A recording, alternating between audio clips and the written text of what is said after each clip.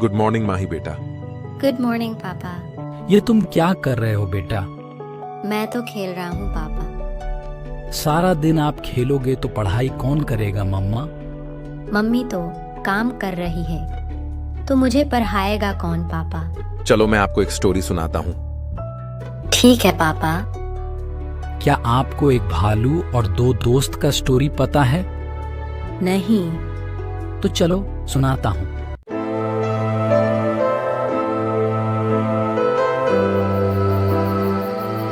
एक समय की बात है, दो दोस्त एक जंगल से गुजर रहा था।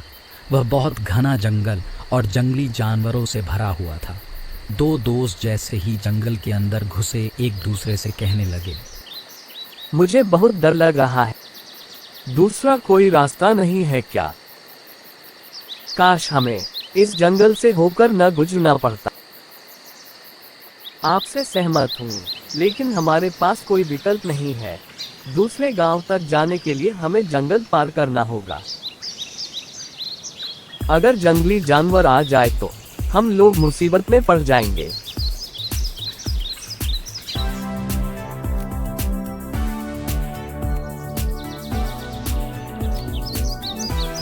आइए वादा करें कि अगर हम में से कोई मुसीबत में पड़ेगा तो दूसरा भागेगा नहीं, वह रुकेगा और जो मुसीबत में होगा उसकी मदद करेगा।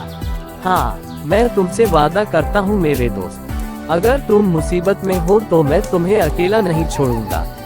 और मैं भी तुमसे यही वादा करता हूँ मेरे दोस्त। मुझे अब कम डर लग रहा है। मुझे लगता है कि अब मैं आसानी से जंगलें पार कर सकता हूँ।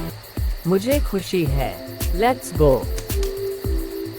जंगल में कुछ देर चलने के बाद दोनों दोस्तों को अचानक सामने की झाड़ी से कुछ सरसराहट की आवाज सुनाई दी और दोनों घबरा कर रुक गए।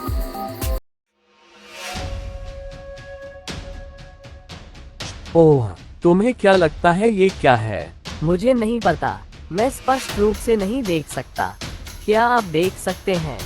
अरे नहीं, यह एक जंगली भालू है। इसने हमें अभी तक नहीं देखा है। चलो भागते हैं।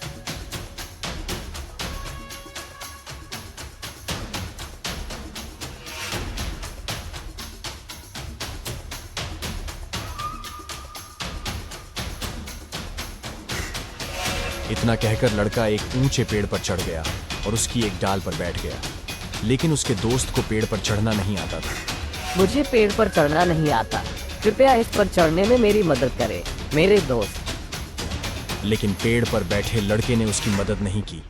उसने अपना सिर हिलाया और पेड़ को कसकर पकड़ लिया। जमीन पर मौजूद लड़के ने भालू को अपनी ओर आते देखा और तुरंत वहीं लेट गया। उसने सुना था कि भालू मृत चीजों पर हमला नहीं करते, इसीलिए उसने अपनी आंखें बंद कर ली, अपनी सांसें रोक ली और बिल्कुल शांत लेटा रहा। भालू उसके करीब आ गया। यह उसके सिर के पास आया और सूंघा और उसके कान को सूंघ कर देखा कि लड़का सांस ले रहा है या नहीं, लेकिन लड़के ने अपनी सांसें रोक ली। भालू यह सोचकर कि वह मर गया है, लड़के को छोड़कर आगे बढ़ गया। भालू के जाने के कुछ देर बाद लड़का पेड़ से नीचे उतरा।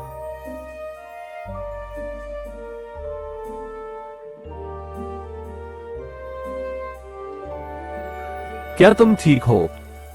मैं ठीक हूँ।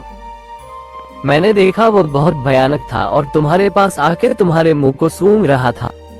ये सच है। मुझे बताओ मेरे दोस्त, मैंने देखा कि भालू तुम्हारे कान के पास आया और कुछ फुसफुसाया। इसने आपसे क्या कहा? इसने मुझे झूठे दोस्त से सावधान रहने और ऐसी संगति में न रहने को कहा। यह कहकर उसके दोस्त वहां से चला गया। The moral of the story is we always must be aware of false friends and we should not keep such a bad company.